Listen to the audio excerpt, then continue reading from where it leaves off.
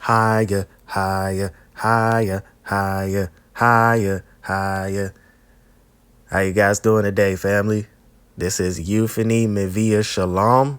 I'm back to you once again with another video. So we're going to dive deep into Genesis 6. All right. It says, increasing corruption on earth. And it came to pass, when men began to multiply on the face of the earth, and daughters were born unto them, that the sons of God saw the daughters of men, that they were fair, and they took them wives of all which they chose. Okay? So as you can see, these first two verses are about when humanity multiplied sons of God, interpreted as powerful fallen angels. Or in some midrashic interpretations, you have these sons of God being the aristocratic descendants of Seth, who took the daughters of men, which are the Adamites. But in some translations, not some translations, but some interpretations, decided to say that these daughters of men were Cain's descendants as wives, corrupting the moral order. So here's what I believe the interpretation is saying. I believe in the very first interpretation, which is the fallen angels interpretation. And here's why. We have proof in the text that sons of God can mean angels. Okay?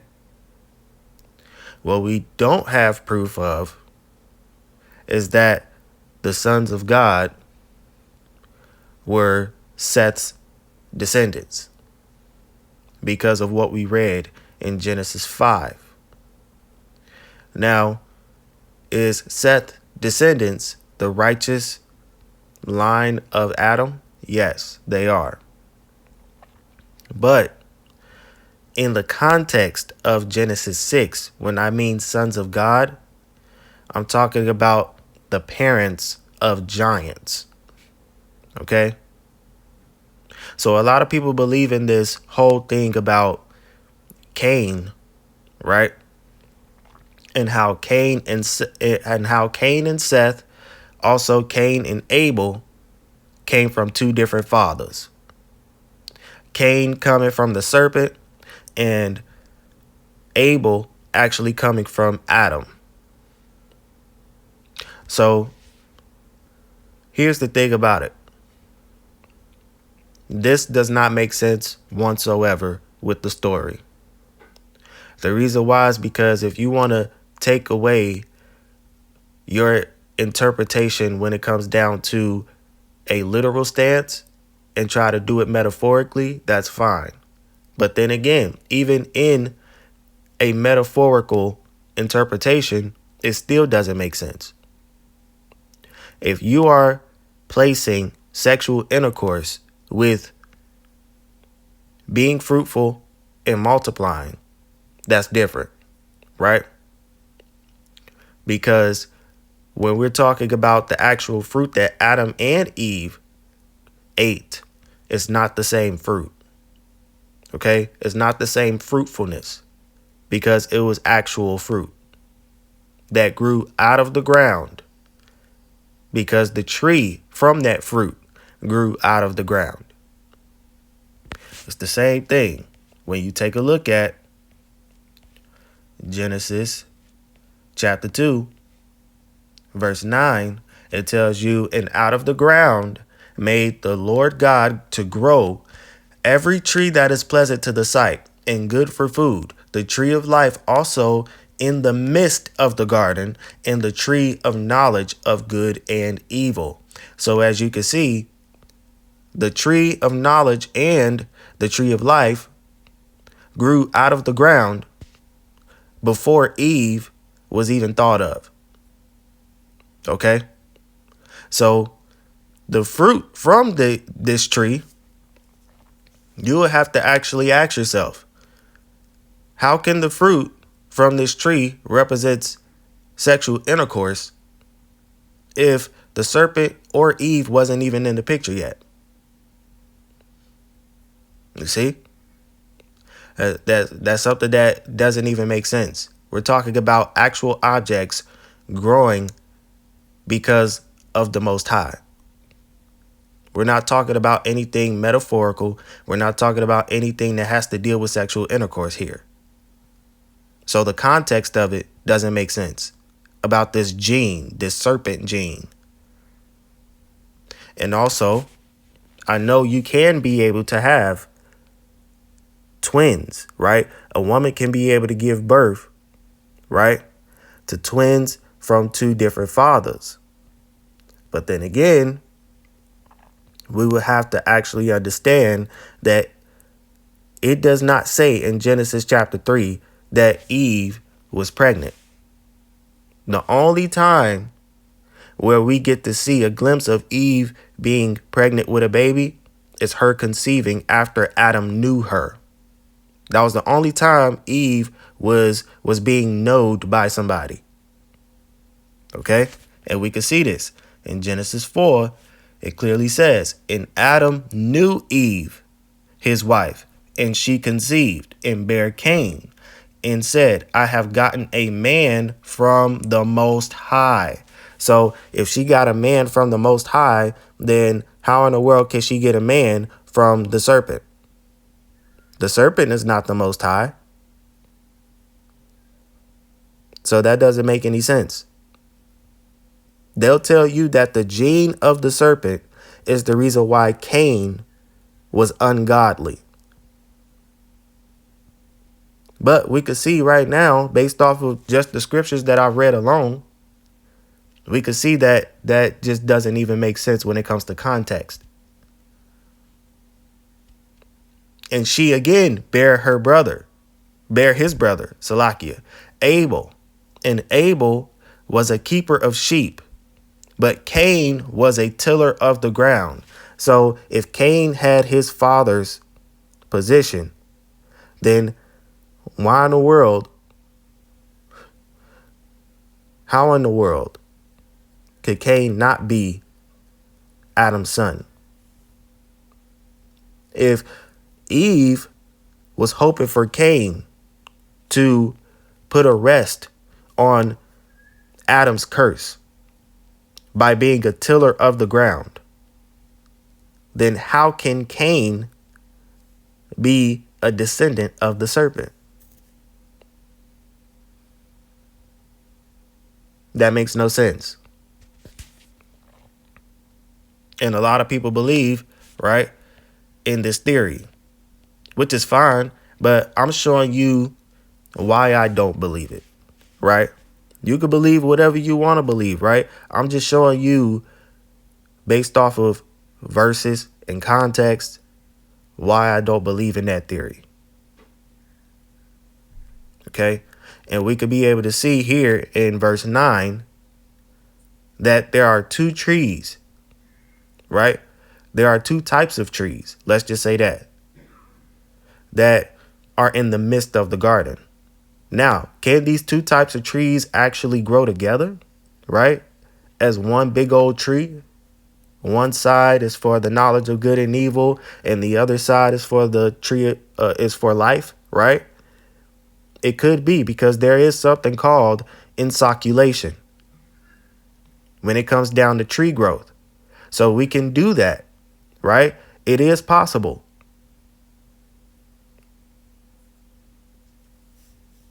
It is possible. So when we are talking about the sons of God and the daughters of men, we could take a look at the word men, right? H120, men, ruddy, that is a human being, right? Adam. So we could be able to see that these are Adamites. Adamites are Cain's descendants, and Adamites are Seth's descendants.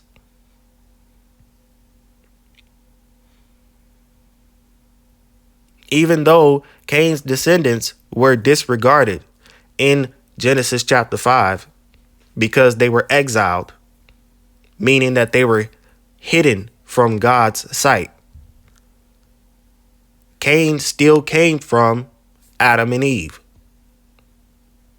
So Genesis 6 could be talking about Adam and Eve's sons' descendants.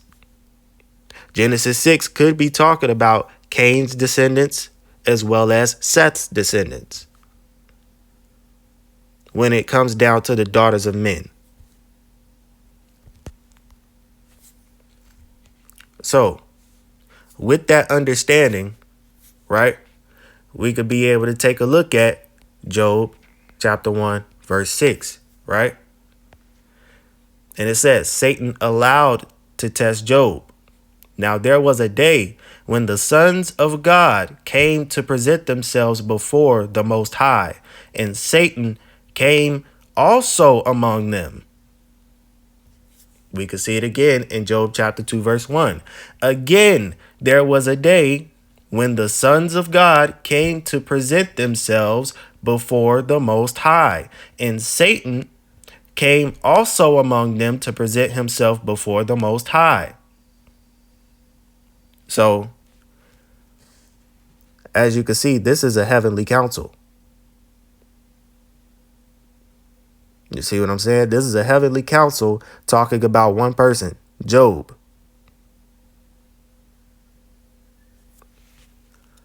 So when it says the sons of God, based off of my understanding, there's more evidence to say that these are angels than it is to say that it's not. So let's keep going, right? Verse 3. And the Most High said, My spirit shall not always strive with man, for that he also is flesh. Yet his days shall be 120 years. Okay?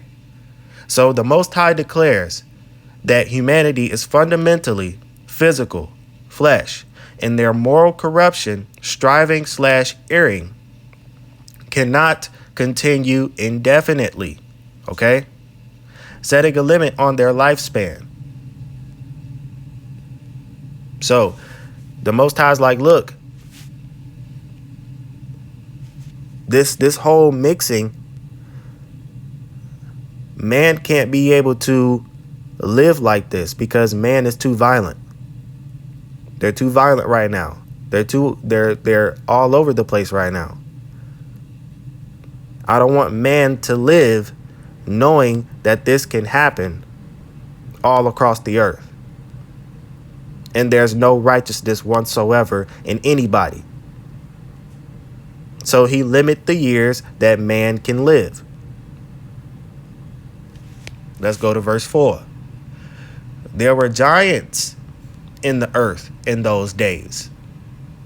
And also after that, when the sons of God came in unto the daughters of men, and they bare children to them, the same became mighty men which were of old, men of renown. So we've already broken this down based off of my JC Adam of the Fish People video. Okay? But we're going to break this down again. The Nephilim, which is the fallen ones, were mighty men/giants born from these unions, notorious for their violence and arrogance in ancient times. So you got people like Hercules, you got Greek gods, right? You got these Greek gods, right? You also got these Roman gods, right? You got these Egyptian gods, and all of these different gods and all of these different rulers were portrayed as giants. Some of them were giants. Others were not. Okay? This is just based off of men that were famous, men that were renowned, men that were well known. Okay? And these giants were descendants of these sons of God. So we have to be able to get this. You can't sit here and say that these giants that were literal giants didn't exist, because then you would have to cut off a limited amount of the storyline of David, because David faced a giant, right? The giant of the Philistines. And we could see that this giant was similar to the Nephilim. So we can't sit here and say, oh yeah, well, giants didn't exist. Giant just means men of renown, mighty men. It doesn't necessarily mean a literal giant.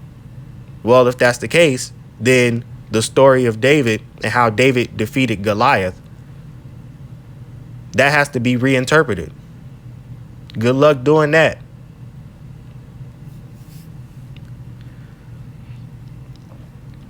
Let's go to verse 5, right? Verse 5, it says, "And God saw that the wickedness of man was great in the earth, and that every imagination of the thoughts of his heart was only evil continually." Right? So this is the Most High observing that the wickedness of humanity is absolute. So the inner inclination and thoughts of their heart are entirely evil all the time.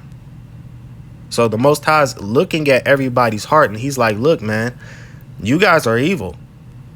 Nobody has a righteous heart right now.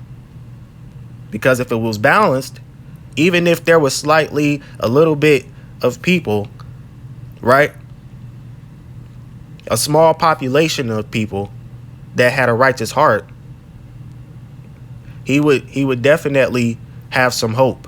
But based off of what it's saying, nobody had a righteous heart. Nobody did at this time.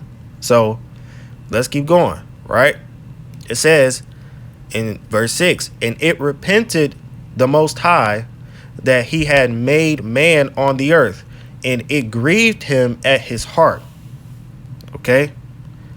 "And the Most High said, I will destroy man, whom I have created from the face of the earth, both man and beast, and the creeping thing, and the fowls of the air, for it repenteth me that I have made them." All right? So in a display of divine emotion, God regrets and grieves to his core that he made humanity, resolving to destroy them as well as the animals who had also became corrupted. So let me ask you this question, right? How did the animals become corrupted?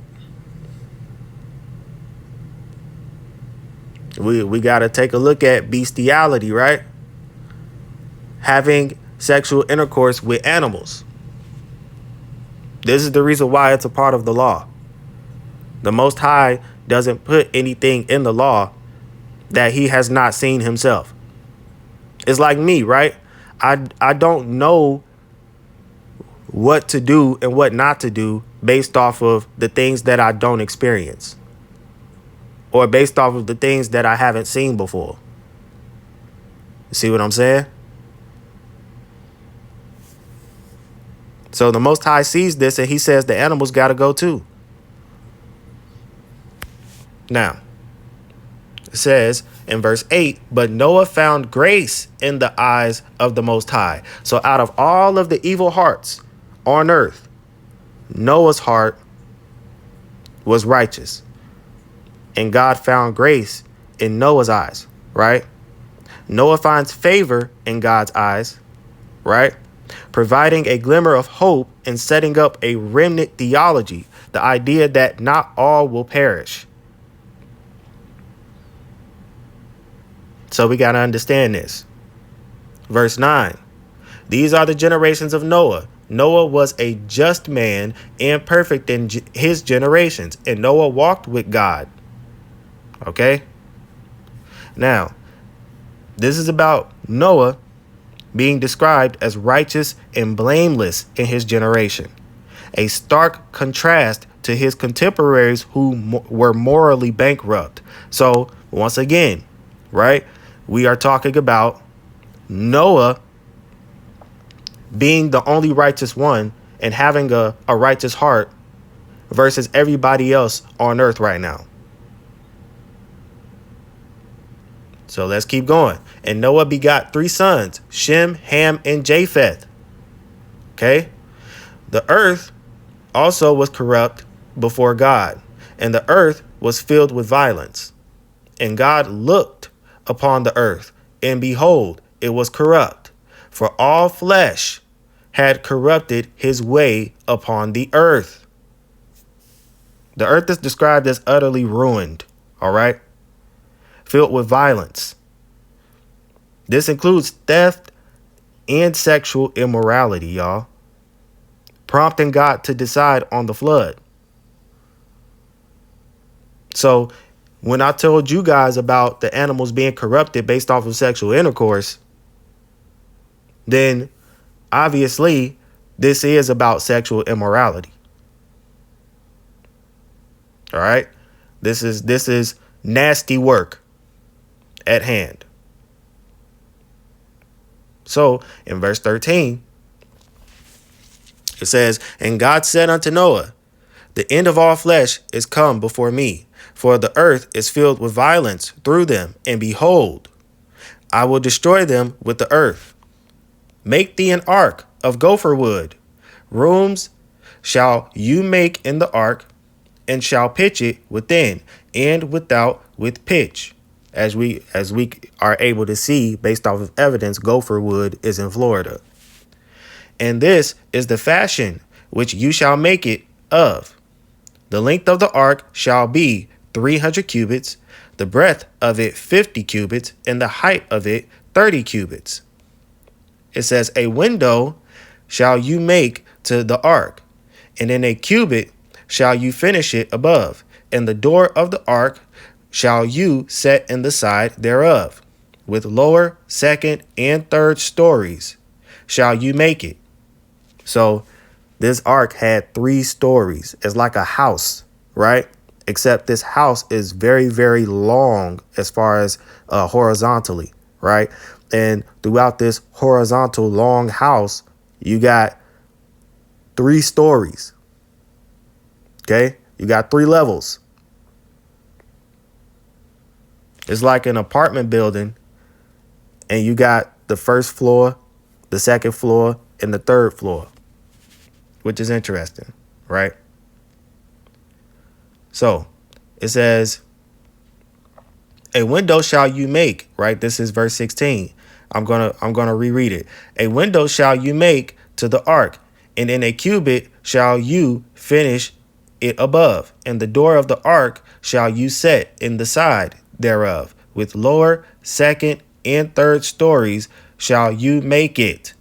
And behold, I, even I, do bring a flood of waters upon the earth to destroy all flesh, wherein is the breath of life from under heaven, and everything that is in the earth shall die. Okay, so he's saying, look, man, y'all got to go. Y'all got to go. All of the flesh, you know what I'm saying, with the breath of life from under the heaven, and everything that is in the earth shall die too. Okay. And what's so interesting is he doesn't say anything about the animals underneath the seas. He doesn't say anything about the animals underneath the seas.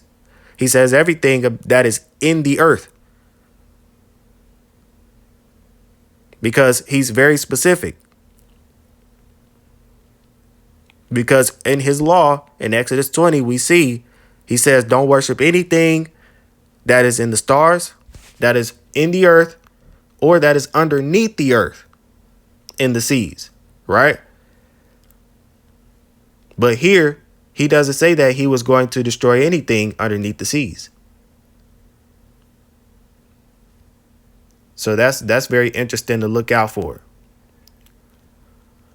Verse 18, but with thee will I establish my covenant, and you shall come into the ark, you and your sons and your wife and your sons' wives with you, and every living thing of all flesh 2 of every sort shall you bring into the ark. It says, to keep them alive with thee. They shall be male and female. It says, of fowls after their kind, and of cattle after their kind, of every creeping thing of the earth after his kind. 2 of every sort shall come unto thee, to keep them alive. And take you, right, unto thee of all food that is eaten, and you shall gather it to thee, and it shall be for food for thee and for them. Thus did Noah, according to all that God commanded him, so did he. Okay? So when it comes down to verses 13 through 22, you could be able to see God instructs Noah to build the ark, a massive wooden vessel to save his family and pairs of every creature. Noah acts with immediate obedience, completing the task according to God's instructions. I'll see you guys in the next video of Genesis 7. Y'all have a blessed day. Shalom. Peace.